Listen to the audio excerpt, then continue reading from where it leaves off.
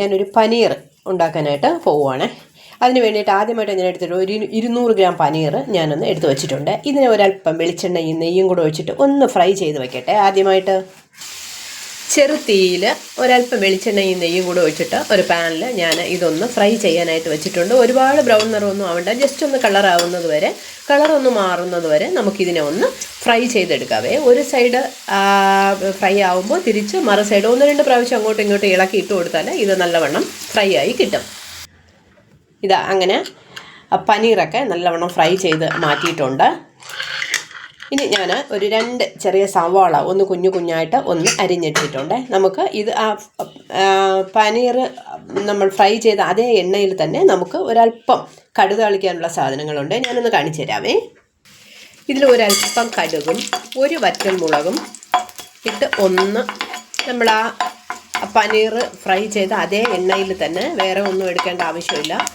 ഇതൊന്ന് കടുക് വറുത്തിട്ട ഇത് രണ്ടും കൂടെ ഇട്ടതിന് ശേഷം ഒരു 2 ഗ്രാമ്പും ഒരല്പം പട്ട ഇതെല്ലാം കൂടെ ഇട്ടിട്ട് നമുക്കൊന്ന് പൊട്ടിച്ചെടുക്കാവേ.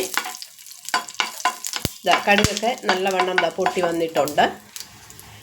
ഇനി നമ്മൾ ചോപ്പ് ചെയ്ത് വെച്ചിരുന്ന സവോള ഇതിലോട്ടൊന്ന് ഇടുവാണേ. ഇതിൻ്റെ കൂടെ ഒരല്പം ഇഞ്ചിയും കൂടെ ഒന്ന് ചോപ്പ് ചെയ്തിടാവേ. സവോളയൊക്കെ ഇട്ടിട്ട് നല്ലവണ്ണം വരട്ടിയെടുക്കുകയാണ്. ഇതൊന്ന് ചെറിയ ബ്രൗൺ നിറമാവുന്നത് വരെ ഒന്ന് വരട്ടുക. ഇത് പച്ചമുളക് വേണമെങ്കിൽ ഒന്ന് ചേർക്കാം, ഞാൻ ചേർത്തിട്ടില്ല. കാരണം മുളക് പൊടി മുളക് പൊടിയും കുരുമുളകും ഒക്കെ ചേർക്കുന്നത് കൊണ്ട് എരിവ് കാണും, പച്ചമുളക് ചേർക്കുന്നില്ല. വേണമെന്നുള്ളവർക്ക് എരിവ് കൂടുതൽ വേണമെന്നുള്ളവർക്ക് വേണമെങ്കിൽ പച്ചമുളക് ചേർക്കാവേ. ഇതൊന്ന് നല്ല ബ്രൗൺ നിറമായി വരട്ടെ. അത് നല്ല ഉള്ളിയൊക്കെ നല്ല ഫ്രൈ ആയി വരുന്ന സമയം നമുക്ക് 2 തക്കാളി എടുത്തിട്ട്, 2 എണ്ണം വേണമെന്നില്ല, വലുതാണെങ്കിൽ 1 മതി. ഞാൻ 2 എണ്ണം എടുത്തിട്ടുണ്ട്. ഒന്ന് പേസ്റ്റാക്കി എടുക്കാൻ ചെറുതായിട്ട് കട്ട് ചെയ്ത് ചെറിയ മിക്സിയുടെ ജാറിലിട്ടിട്ട് ഒന്ന് പേസ്റ്റാക്കി എടുക്കാവേ.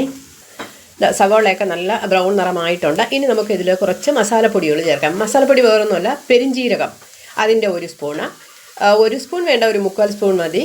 പിന്നെ 1.5 സ്പൂൺ മുളക് പൊടി, കാശ്മീരി ഉണ്ടെങ്കിൽ അത് ചെയ്യാം, അല്ലെങ്കിൽ സാധാ മുളക് പൊടിയാണെങ്കിൽ 1 സ്പൂൺ മതി. 1 സ്പൂൺ മല്ലിപ്പൊടി, ഇത്രയും ഇട്ടിട്ട് ഒരു മസാലക്കൂട്ട് ഞാൻ ഉണ്ടാക്കി ഇതിലോട്ടൊന്ന് എടുത്തേ. അത് നമുക്ക് ഈ സവാളയുടെ കൂടെ തന്നെ ഇട്ട് ഒന്ന് പച്ചച്ചുവ മാറുന്നത് വരെ ഒന്ന് നമുക്ക് ഇളക്കിയെടുക്കാവേ. ഇതിൻ്റെ കൂടെ 1/4 ടീസ്പൂൺ മഞ്ഞൾപ്പൊടി കൂടെ ചേർക്കാൻ പോവുകയാണേ. പൊടി ഐറ്റംസ് എല്ലാം നമ്മൾ ചേർത്തിട്ടുണ്ട്. ഇനി ഇതിൻ്റെ പച്ചച്ചുവ മാറുന്നത് വരെ, മാറാൻ വേണ്ടി ഒരു 2 മിനിറ്റ് ഒന്ന് നമുക്ക് ഇളക്കാവേ. അപ്പോൾ ഇതിൻ്റെ പച്ചച്ചുവ എല്ലാം മാറിക്കിട്ടും. പൊടിയെല്ലാം നല്ല ഫ്രൈ ആയിട്ടുണ്ട്. ഇനി നമ്മൾ അടിച്ചു വെച്ചിരുന്ന ഈ തക്കാളി ഒന്ന് ഇതിലോട്ടൊന്ന് ഒഴിക്കുവാണേ. തക്കാളിയുടെ പേസ്റ്റ് ഇതും അതുപോലെ നല്ലവണ്ണം ഇതിൻ്റെ ഒരു പച്ച ചുവയൊക്കെ മാറുന്നത് വരെ ജസ്റ്റ് ഒന്ന് ഇളക്കി കൊടുക്കാവേ. ഇതിൻ്റെ കൂടെ ഉപ്പ് ആവശ്യത്തിന് ആഡ് ചെയ്തിട്ടുണ്ട്.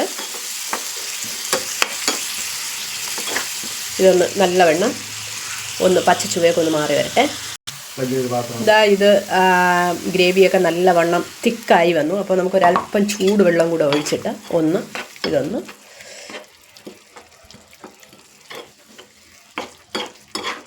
തിളക്കട്ടെ. ഇത് തിളച്ച് ഏകദേശം തിളച്ച് വന്നിട്ടുണ്ട്. അപ്പോൾ നമ്മൾ ഫ്രൈ ചെയ്ത് വെച്ചിരുന്ന പനീർ അതിലോട്ടൊന്ന് തട്ടുവാണേ.